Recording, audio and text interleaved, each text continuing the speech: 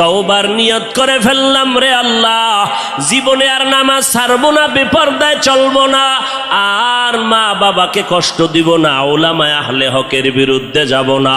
আল্লাহর কাছে তওবার নিয়ত যদি করে দুফোঁটা চোখের পানি ছেড়ে দাও, আল্লাহ বলেন আমি সাথে সাথে তোমার জীবনের গুনাহগুলো মাফ করে দিব।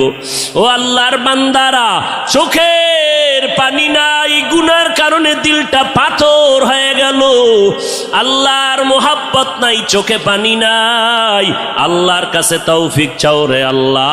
কান্নাওয়ালা চক্ষু দান করে দাও, জিকিরওয়ালা জিহ্বা দান করো, আখিরাতের ফিকিরওয়ালা কলব দান করো। ও দয়ার মালিক, আর নবীর তরিকার বাহিরে চলবো না, আর উলামায়ে আহলে হকের বিরুদ্ধে যাব না, মা বাবার বিরুদ্ধে যাব না, দেশ ও জাতির বিরুদ্ধে ষড়যন্ত্রে লিপ্ত হব না। ও দয়ার মালিক, আপনি তো অন্তরের হালাত জানেন। এই ময়দানে সবার তওবা আপনি কবুল করে নেন।